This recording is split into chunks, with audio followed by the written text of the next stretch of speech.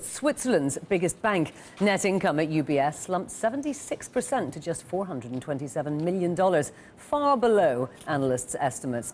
The investment bank took the biggest blow, posting a pre-tax loss of $278 million, a second consecutive quarterly loss. And the bank says concerns about the crisis and the global economic outlook are likely to affect revenues this quarter as well. We have a bit of caution about the environment.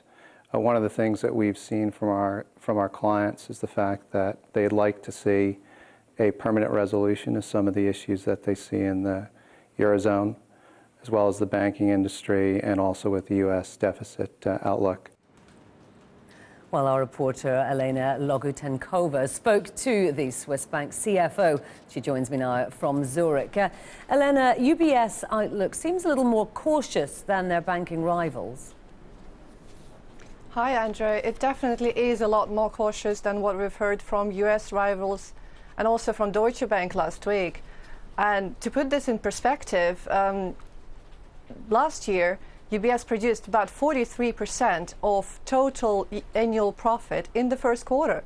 So if the bank is saying now that this is not coming this year, then the outlook for the whole of 2012 is looking pretty bad. Now, Elena, UBS's investment bank posted a loss. That's something that we've become quite familiar with recently. Was that loss expected? The loss was expected. The loss was primarily due to the fact that not much was happening in the markets in the fourth quarter.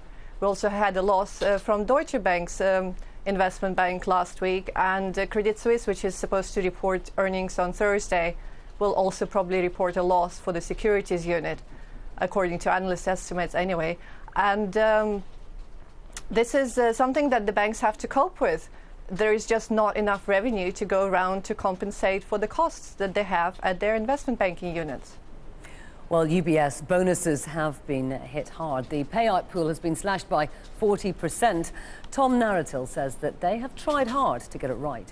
In the course of developing our bonus pools for this year, we've tried to balance the interests of both our shareholders and our employees.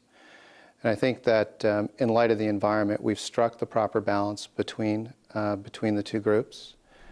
So, Elena, UBS bankers are set to be fairly disappointed this year. Is that a fair assessment?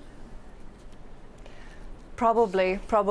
It's a very tough dilemma that the banks have to struggle with. If they don't cut bonuses enough, then shareholders are unhappy. If they cut too much, employees walk out. UBS was already in a similar situation in 2008. They cut too much, and a lot of employees walked out.